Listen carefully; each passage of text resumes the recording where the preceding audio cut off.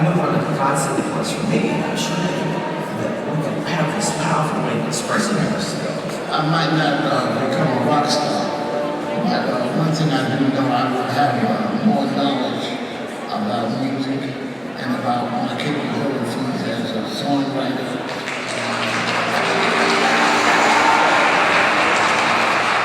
I think everybody has a song in their heart, even when they have an idea or story to tell.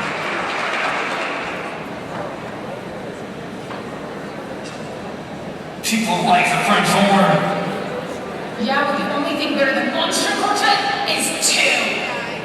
Mendelssohn was just a 16-year-old punk when he wrote that piece. You know, he writes a piece for violin, clarinet, cello, bassoon, bass, viola, and horn.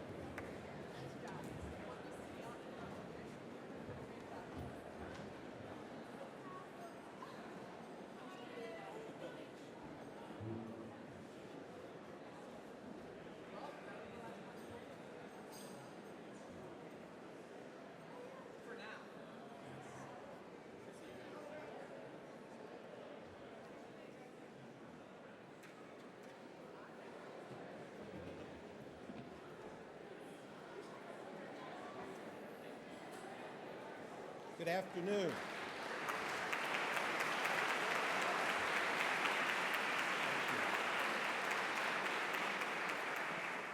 So, this is supposed to be our tough love conference and confront hard stuff. And I don't know about you, but when I hear playing like that, my hope, my joy, and my just great sense of possibility in our future just explodes. Let's have another round for those two great people.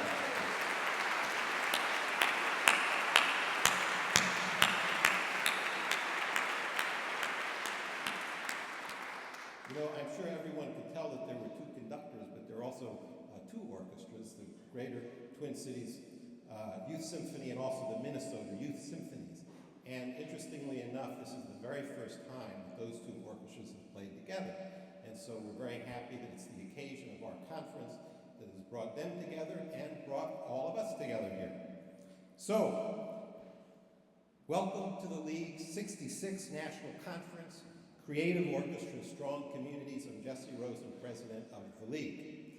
Before we get started, I want to just take a moment to thank the Wenger Corporation for sponsoring today's opening plenary, Creating an Environment for Innovation.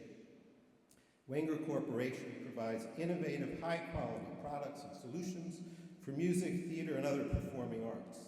Wenger designs and manufactures acoustic shelves, music posture chairs, music stands, and several other products specifically for music practice and performance. In particular, I'd like to thank Vice President Lori Maas and Sales Manager Ron Probst, who are here with us today. Let's give them a round of applause.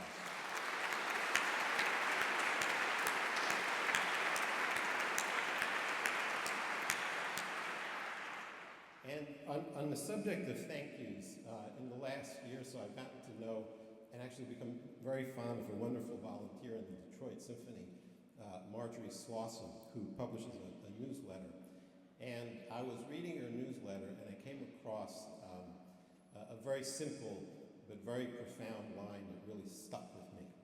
And what Marjorie wrote was, the first time you forget to thank someone may be the last time you ever see them. And that is a profound truth. It's a lesson some of us have learned the hard way. It's not something I'm going to repeat today because I want to take a moment to, first of all, thank Marjorie for her wisdom, but also to thank all of the volunteers from the St. Paul Chamber Orchestra and the Minnesota Orchestra that have worked tirelessly to make this conference a success. Can we ask them all to stand so we can recognize them, please?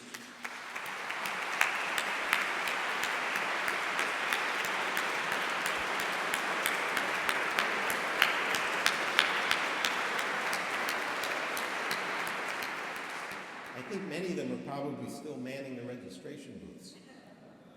So, welcome to your forum for learning, networking, fellowship, and debate. Welcome to the next step in our journey together as we celebrate what we've accomplished and challenge ourselves and each other around what must change. This week, you'll experience not only the two terrific orchestras we just heard, but two other great orchestras. And they've come together to co-host this year's conference. With great appreciation for the work of both of their organizations in hosting this year's conference, it's my honor to introduce John Campbell, Chair-elect of the Minnesota Orchestra, and Dobson West, Board Chair of the St. Paul Chamber Orchestra.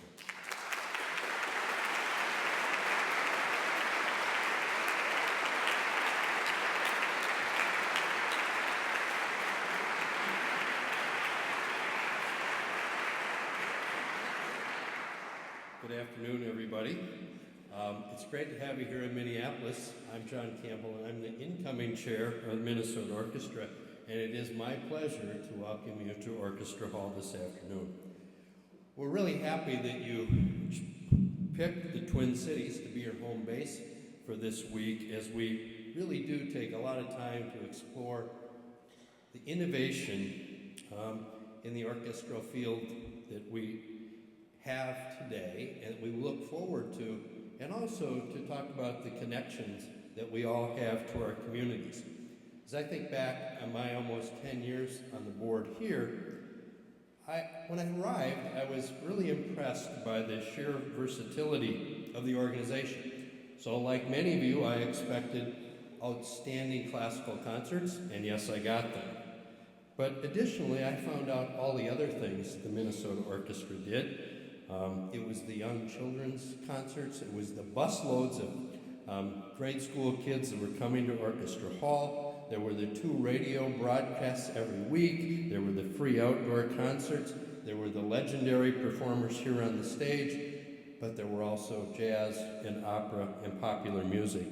And then, of course, some of us have been lucky enough to tour with the orchestra in Europe and see really where the music all began. And at the same time, we've traveled across the state of Minnesota to follow the orchestra as well. I know that when I talk about those experiences, they're exactly the same for all of you, because orchestras all across this country and world do exactly the same things. But what it's really helped me realize is the many ways that an orchestra can and should serve its community. And that in order to stay connected to the community, our orchestras do need to be open to innovation. The Minnesota Orchestra's next reinvention is a revitalization of this hall and the PV Plaza that's connected to the outdoor park here. Our community has really been moved by this project, even during a recession, because it does give our community the chance to reimagine the Minnesota Orchestra and what we will be doing in this community for the next half a century. In many ways, this is the central topic for this year's conference. How do we define the 21st century roles of our orchestras within the unique context of our home communities? You all know that there are exceptional challenges facing orchestras today. As a banker, I've seen many similar issues impacting many other industries. The League's special plenary session tomorrow, I believe, is a historic first step toward honestly assessing these issues for the orchestral industry. This is critical because it is only after plainly acknowledging these challenges that we will be able to address them and resolve them, and most importantly, move our orchestra forwards to serve the communities for the future. So, along with our friends from the SPCO, it's a great pleasure to have you here. And next, I'll turn it over to Dobson.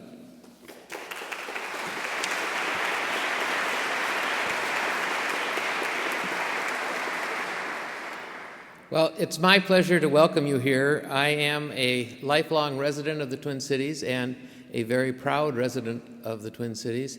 And as John was speaking, I actually remembered that the first symphony concert that I ever attended, I was one of those kids on those mini buses that got bussed in here, and that was in the mid-'50s. So the Minnesota Orchestra has been really serving this community for a long time.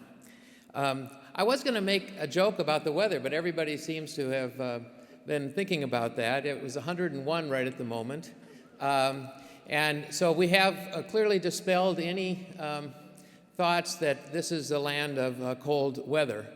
I will note, just for the record, that the highest high ever in the Twin Cities is 108 degrees, and the lowest low is minus 34 degrees. That's without wind chill, which averages out to 71, which is the perfect temperature.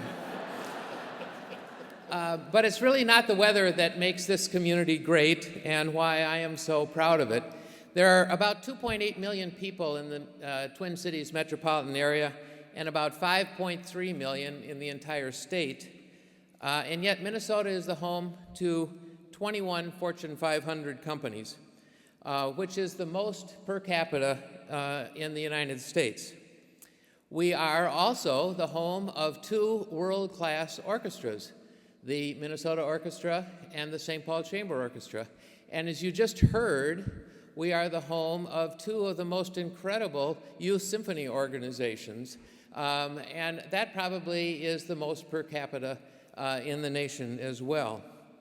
This community recognizes the critical role that music, and particularly classical music, has in creating and maintaining a vibrant and successful community. And both the Minnesota Orchestra and the SPCO have worked hard to serve this community and to integrate ourselves fully into the community. And that is, I think, the main reason that this community, that is only 2.8 million people in the metropolitan area, is supportive of two major world-class orchestras. In addition, you know, there's no better place to talk about innovation than in Minnesota. We have among the leaders in innovation in the world, and obviously 3M being prominent among them, and you're about to hear more about that. But the innovation continues into the not-for-profit world. And just as the Minnesota Orchestra has been innovating and reinventing itself, and we're looking forward to the renovations of this hall, the SPCO has also been working hard to find new ways to do our work and to find innovative ways of serving our community and integrating ourselves into it. We have done very innovative programming, which we were very proud was recognized when we were invited to play for the Spring for Music Festival at Carnegie Hall last month.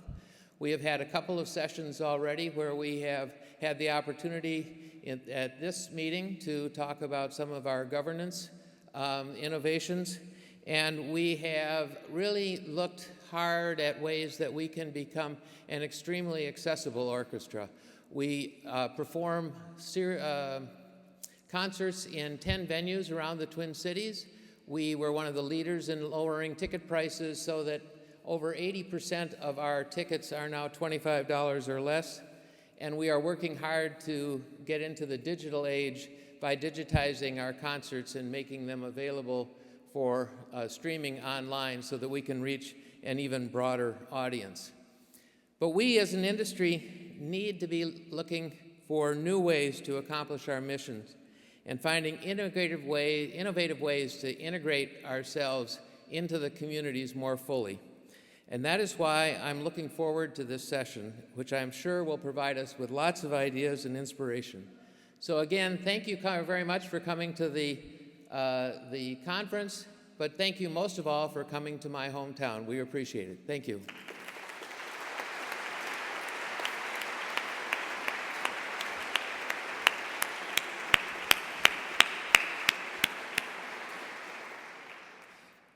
One of my jobs in this session is to be the glue that holds us all together, but also to be a timekeeper. And it's come to my attention that we need to pick up some time. So I'm going to leave out a little piece of my glue because both John and Dobson really gave you a very good idea of the kind of challenges that we're facing in other sectors, in our orchestras, our commitments to communities, our needs to innovate. You're hearing their themes, and you're going to hear a lot more about that in a moment. So I'm just going to skip on to the introduction of our innovation conversation. So focusing on innovation. If you watch the videos you came in, orchestras playing in new ways, in some cases with the known, in other cases taking us where we've never been before. Orchestras mashing it up, upending expectations, honoring tradition, and recasting it. So we experience our orchestras and the music they play as something completely new. Today we offer you a kind of a mashup, creating an environment for innovation. 3 dramatically different takes on the subject. First, we're going to hear from Larry Wendling, who heads up the 3M Innovation Center, one of the corporate heroes in the creation of new products that have become essential to American life.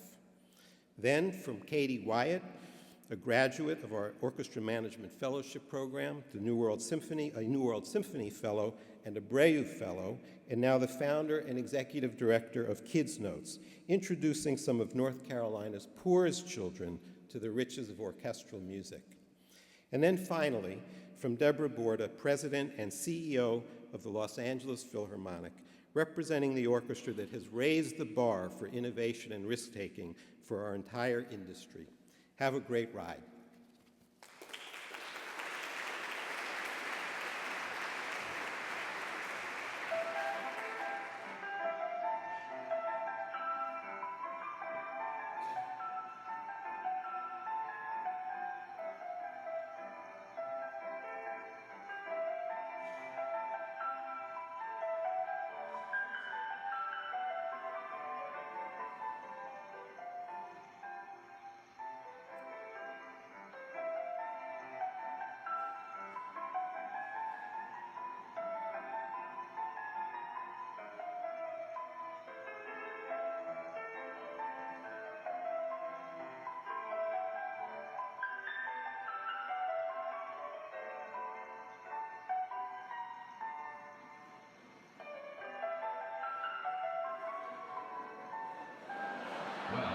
could have been. But the founders were ingenious and persistent. That tiny sandpaper company survived and went on to make history. In 1907, William McKnight joined 3M as an assistant bookkeeper. 7 years later, he was the general manager. By 1929, he was named president and ran the company for 37 years. Under his guidance, 3M built its first laboratory, established strict quality controls, and introduced revolutionary new products, landing such lucrative clients as Henry Ford. 3M stock, which used to trade at 2 shares for a shot of whiskey, began paying dividends and hasn't stopped since.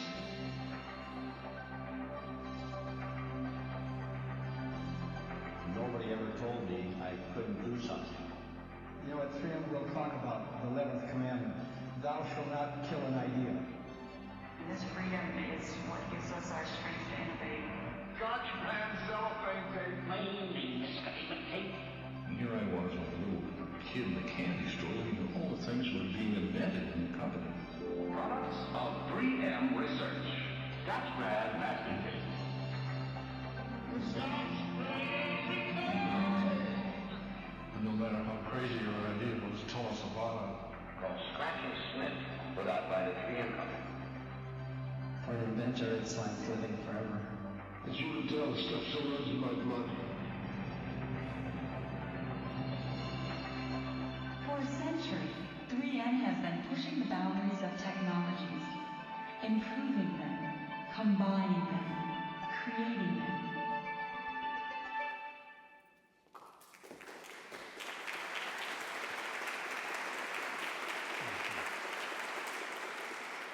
Well, good afternoon. I hope you enjoyed that brief historical video segment in which you've seen the humble beginnings of 3M as a failed mining company to a highly successful, large multinational company today. The company is characterized by its breadth of markets served and an unparalleled technology base.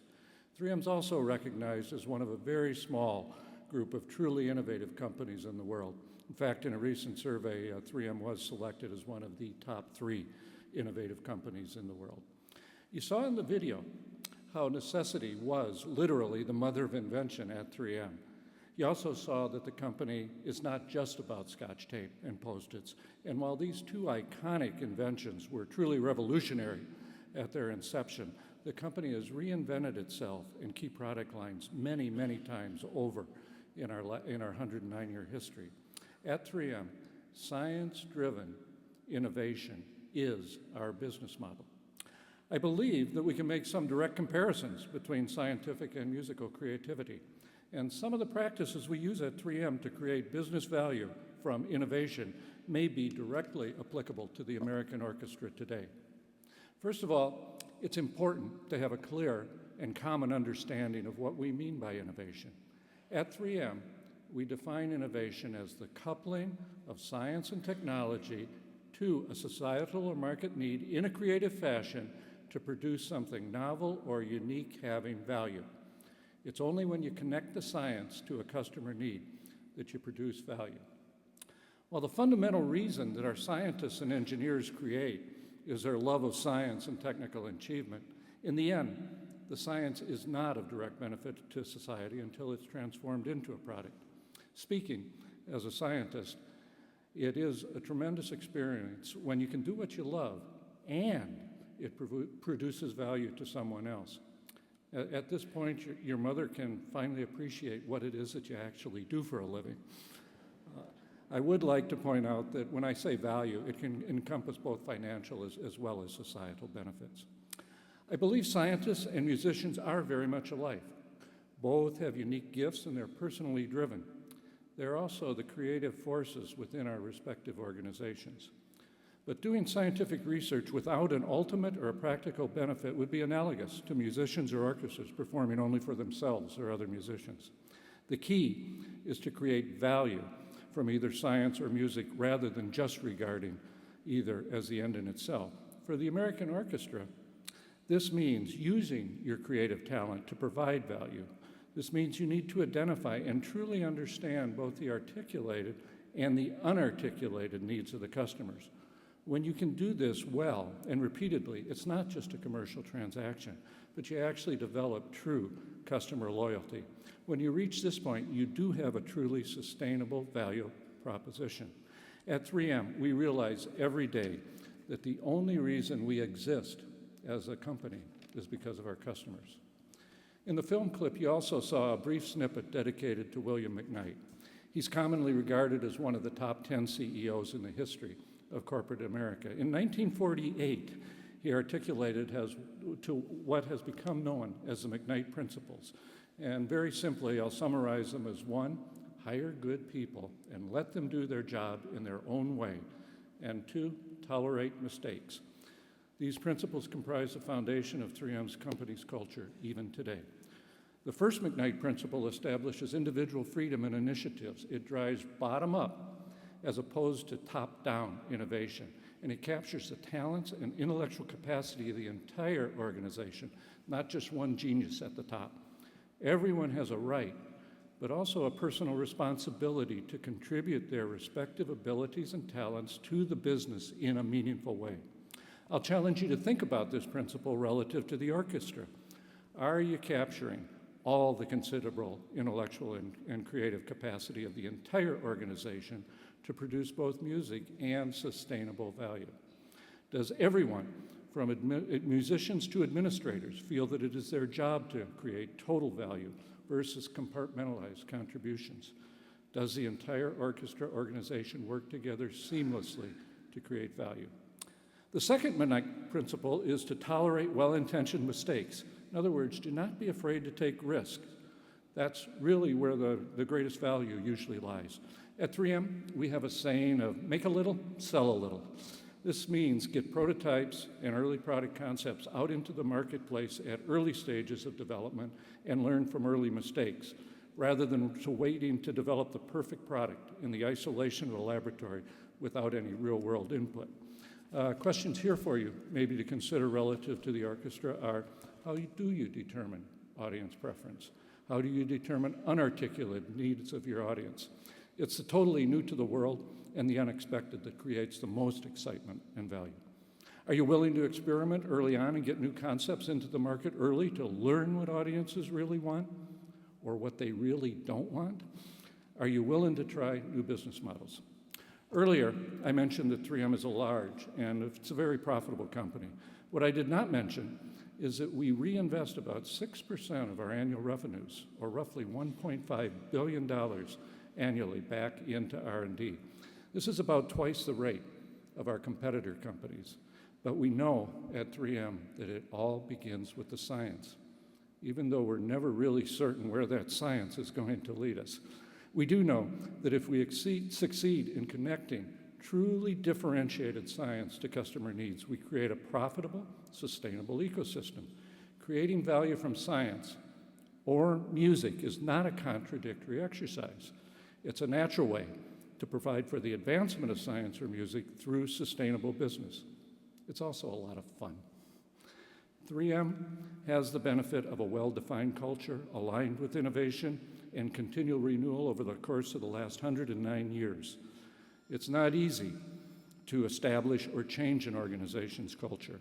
So if you decide that a more bottom-up, innovative culture is what the American orchestra needs, I suggest that you not take this effort lightly.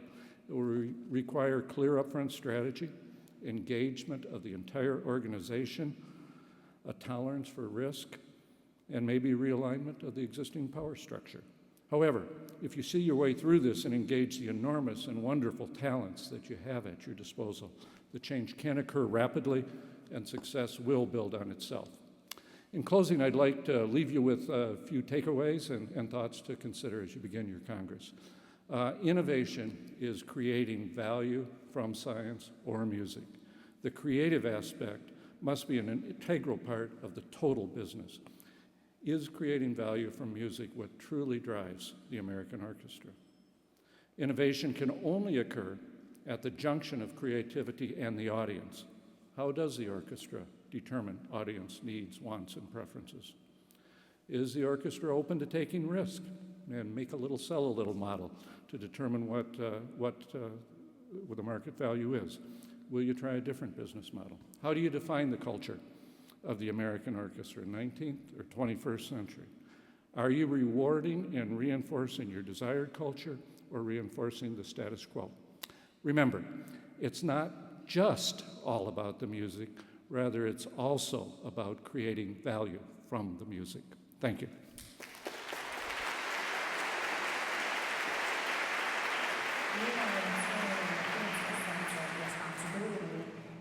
The opportunity to contribute 100% of themselves. There is something joyous in contributing and building something together, whether it's here at Kidsmiths or abroad in the wider community.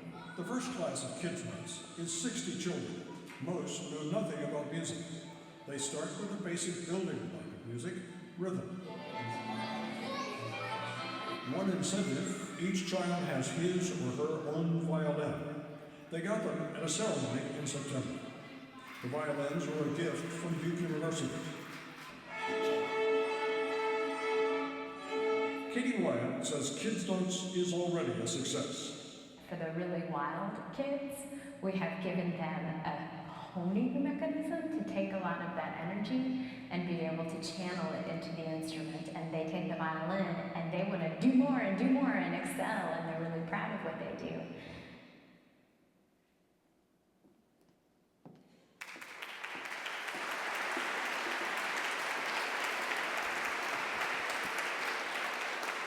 Thank you. Good afternoon. I'm Katie Wyatt, and I'm humbled to share the stage today and the hall with such incredible leaders. While getting ready for today, I asked myself the question, who do we think orchestras are for today? Are they for the trustees, the musicians, the ticket buyers? Or are they for the parents who have children with no music in their schools? Are they for people who can only come to our free parks concerts? In my own view, they don't belong to any one of these groups, and instead, we as orchestras belong to the whole community, to everyone. In thinking about belonging, I loved what Mr. Wendling shared about making your contribution. And I would change just one word so that everyone has a right, but also a personal responsibility to contribute their respective abilities to the community in place of business in a meaningful way. When I first went to work at the North Carolina Symphony as Director of Education, I was asked if I would stop playing my viola. Where does the music stop, and why should it? What is the opportunity in taking the personal responsibility to contribute 100% of ourselves? What is the potential impact we can have when, as an organization, we remain beholden to the greater power of music to make positive social change? Who does your orchestra belong to? I know for many of us, our goal is that orchestras are for everyone, with an entry point of involvement that is meaningful for each adult and child. However, in thinking about access, we must confront the reality that as storied institutions, we have spent many, many years building up our plates. We are heavy with obligations, and we are indebted to promises and programs that built the institutions we are today. We are overstuffed, and without saving room for new ideas, new resources, and new passions, how can we ever adapt to our changing and even revolutionary environments? As we all know, innovation is about risk. Fortunately, and this is something I really love, in orchestras, we have hundreds of people on our teams who can take a risk together.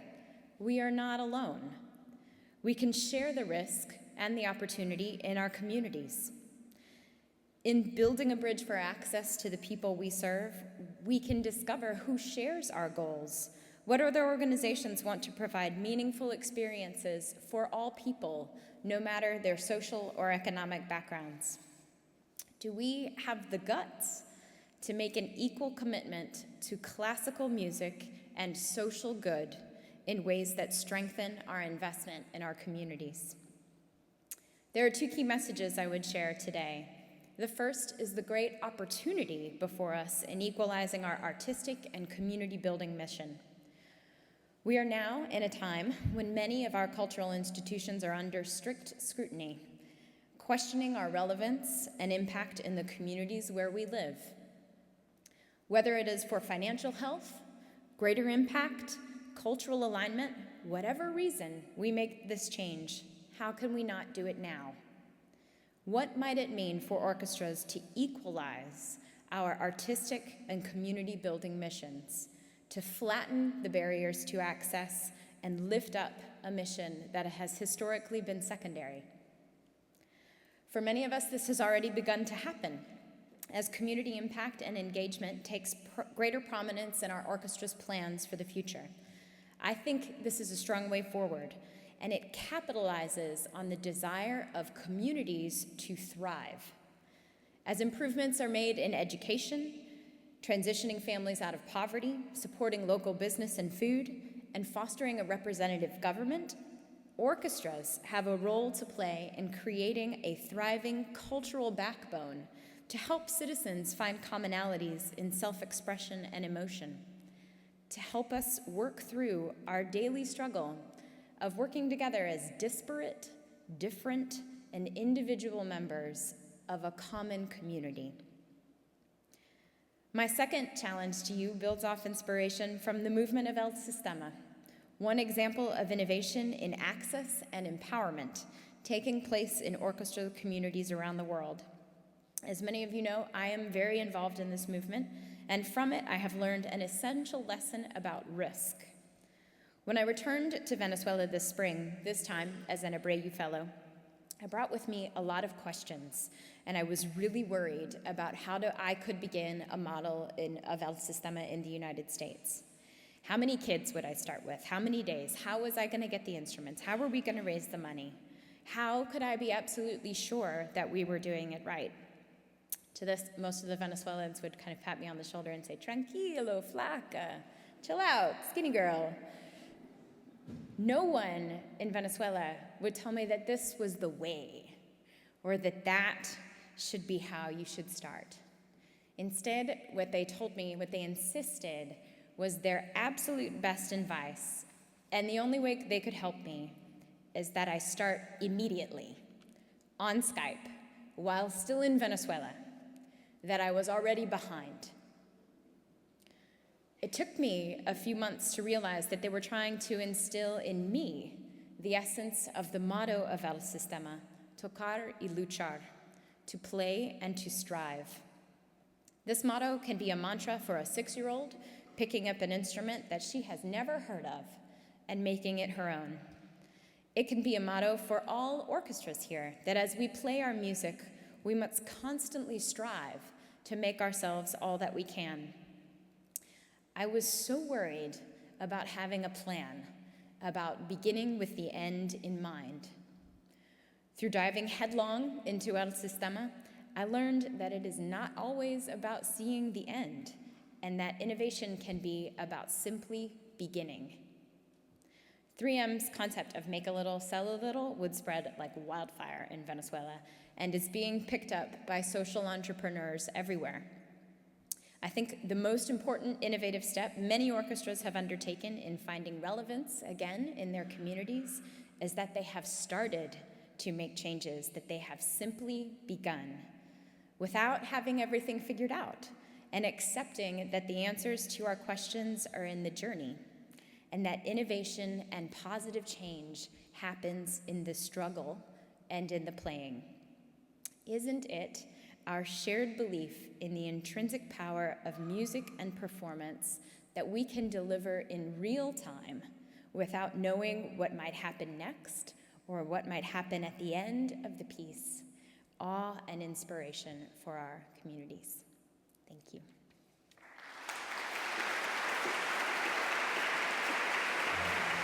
Experience the breathtaking sights and sounds of California live as Gustavo Tucano conducts Brahms in an exclusive cinematic event.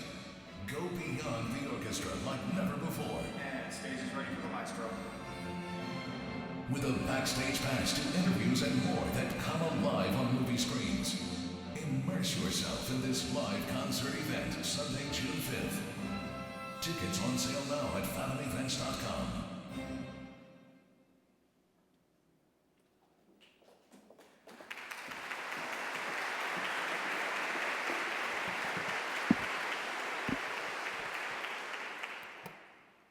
Innovation.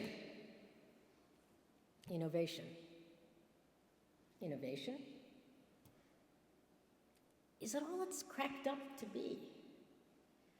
Or is it simply a buzzword of our hopped up soundbite society? Madonna morphs into Lady Gaga. Big deal. In today's environment of real and perceived orchestral woes, is anything working? Do we really have to do this innovation thing? What is it anyway? Are you responsible for making change happen? You bet you are. The year is 1879. Western Union dominates the technology of communication with telegraph lines crisscrossing the country. The Pony Express is folded. The telegraph is revolutionary, and the future is now. Western Union rules the waves, a textbook example of a cutting-edge American business that was then defining our nation.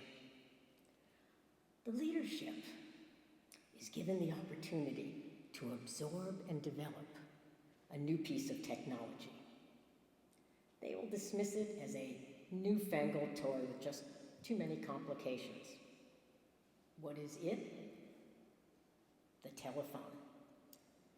Western Union cancels the line that could lead them to worldwide domination of telecommunications. And how sad, because the polls were already up. Leap ahead a century to the 1970s.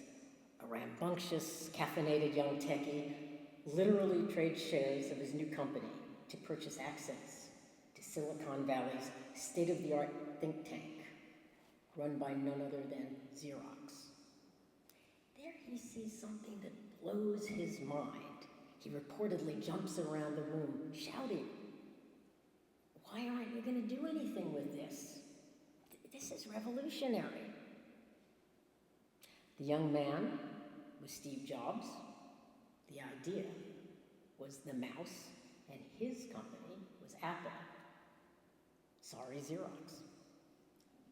History's littered with such stunning miscalculations. Almost without exception, you'll find these miscalculations rooted in a basic denial of fact. Our world is constantly changing. A simple axiom applies. An institution which does not change and grow is in decline. Albert Einstein suggested that insanity was doing the same thing over and over, but expecting different results. Today we've been asked to speak about creating an environment for innovation. Larry and Katie have both given terrific presentations. I'm delighted we brought somebody from outside of our field. Seeking a totally fresh take from other arenas is one of the best methods of stimulating innovation, but we must be able to listen.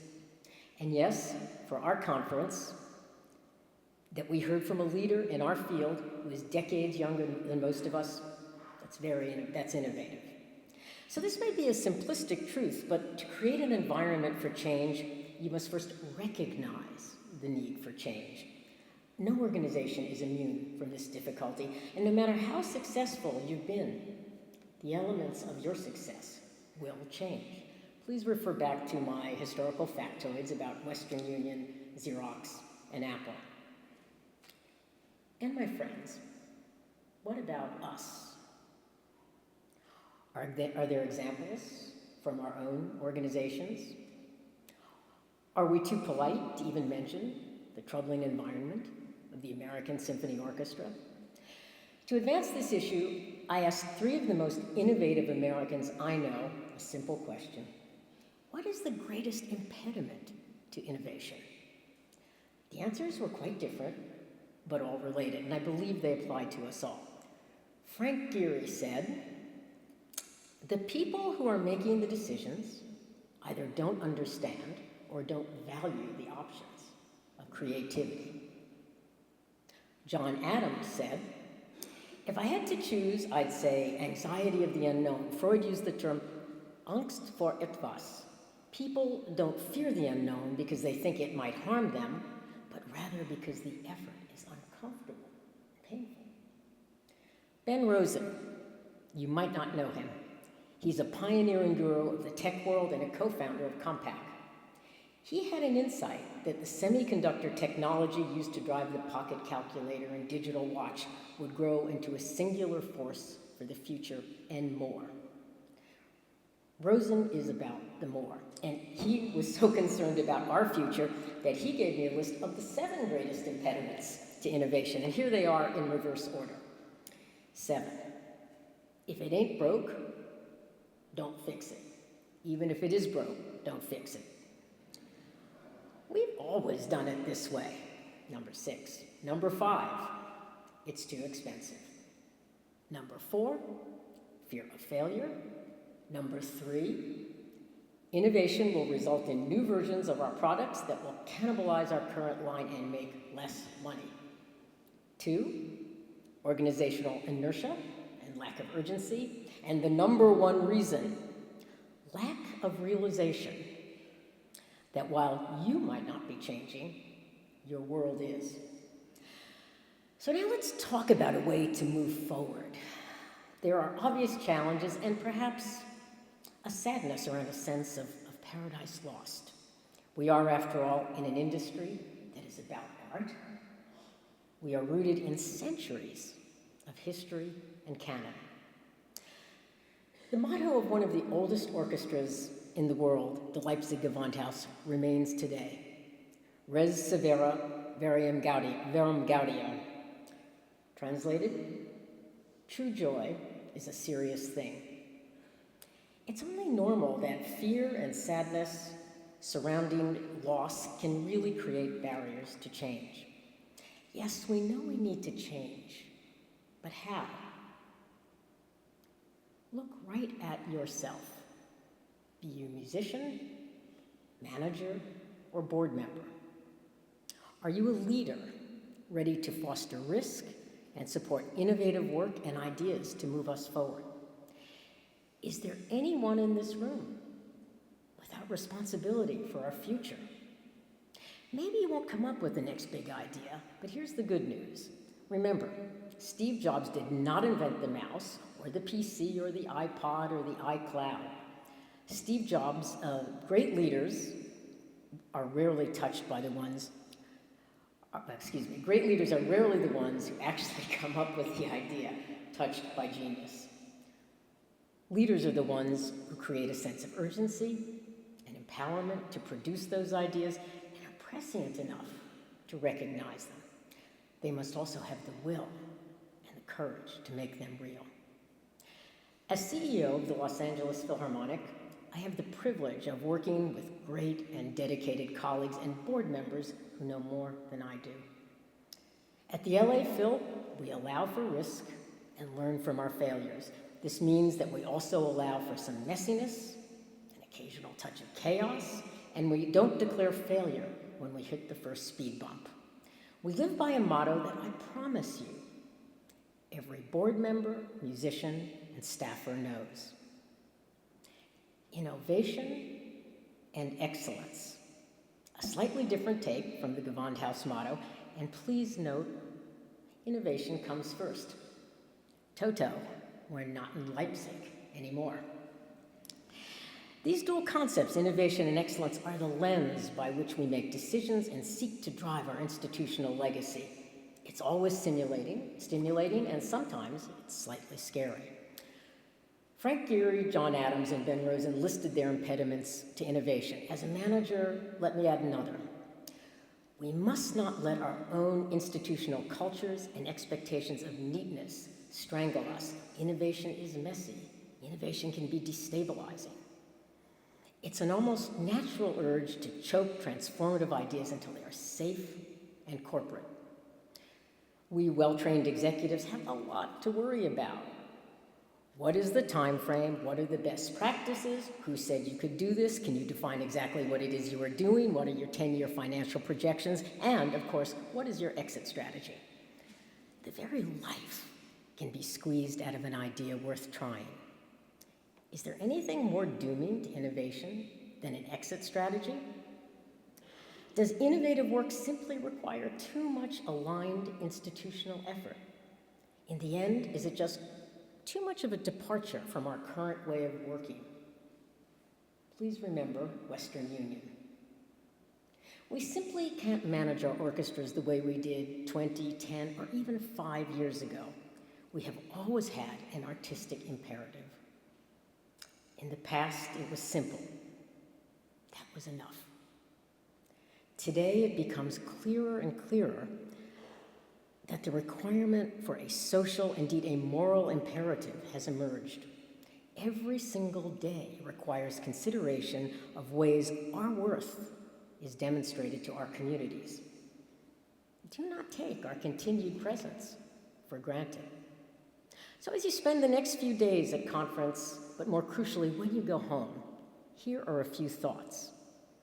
Innovation is not absolutely necessary, but then neither is survival. Innovation in your artistic planning part should be the easy part.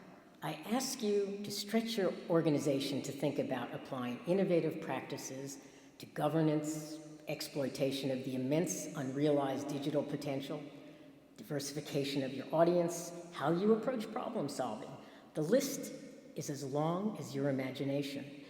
Search out the unexpected. Be amazed that the opportunity was sitting right in front of you. There's a spirit of vibrancy and creativity that informs our art.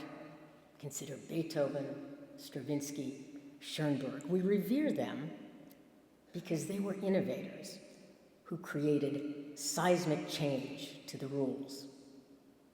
As leaders, we too are creators. It is our responsibility to keep moving forward. Now, today we face a special challenge and opportunity. We must pioneer more meaningful and productive ways to work with our musicians. So many are alienated and underneath terrified of what they see as a collapse of the world as they knew it. It might be as simple as just starting to talk with them, which, as many of you know, is not as simple or as easy as it sounds. They fear even discussing the possibility of change will somehow weaken their position. But really, the times are too critical to say, hey, we do our job, you do yours. Board members must not shrink from ongoing frank institutional assessment and responsible planning. It is a disaster when this is delayed so long, it ends up in bankruptcy court. This is not governance. A vibrant future will require an aligned effort. And the size of your budget should never be an excuse to scrimp on creativity. Innovation costs nothing, but seek the right solution for your own community. It may not be the same as the one for mine, but trust it. It will be right for you. Because we cherish the past of our art form, are we clinging to a notion that change might somehow ruin it? In a world of sound, are we turning a deaf ear to change? The best way to predict the future is for you to invent it. So, to reinvent the Leipzig Gewandhaus motto, innovation is a serious thing. Thank you very much.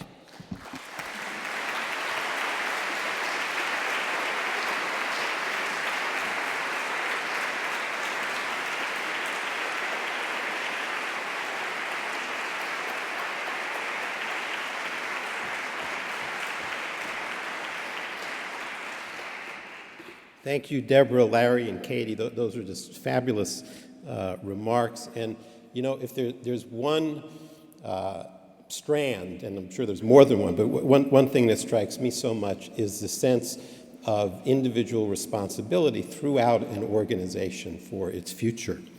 And I think actually that really is the charge of this conference, that we all are responsible for the future of our institutions. Our individual interest must be in the collective interest of our institutions and of our communities. As you move through the next few days, don't let yourselves off the hook. Retire these familiar impulses. We could never do that because the example they're using is too big, too small, too urban, too rural, too old, too young, too rich, too poor. Or, it's another favorite, I'm only in this role for a year or two, so it's really not my problem. Somebody else can take care of it. Or, as long as my programs are good and the orchestra plays well, that's all that matters. Last one, if our communities only appreciated us more, everything would be okay. So, as we go through this week, listen hard, question even harder, and take notes, pull the strands together for yourself, and revel in the wonderful music making ahead tonight and again on Thursday evening. Now, before we depart, I have two important reminders. The first one is, first of all, to thank all of you who have participated in supporting the League and are our donors. And we don't take that for granted, and we believe we need to earn that investment from you. And so for those of you who have been supporting us, I want to send a big kiss, gratitude, and thanks. We really appreciate it. And for those of you who haven't, I would ask you to consider becoming a League donor. And you don't have to do this now. You can wait till the end of the week and see if you're convinced that what we're doing here is really helpful to you. And the way you do this is you go to, we have this place called the Appreciation Center. And if you go there and make a contribution, you'll get a decoration on your name tag. And if you give a lot, you get more decorations. So it's located outside the exhibit hall. So that was my first reminder. My second reminder was stop by the Appreciation Center to make a donation. Oh, I said that already, sorry. No, the other reminder I wanted to leave you with is that don't get up yet, because when I leave the stage, there's going to be 90 seconds of more video to watch, and we want you to take a look at that. So see you at the concert tonight at 7:30 and at the tune-up party, and remember that is at Windows on Minnesota at the Marquette Hotel on 8th Street and Nicollet Mall. Thanks so much. See you later.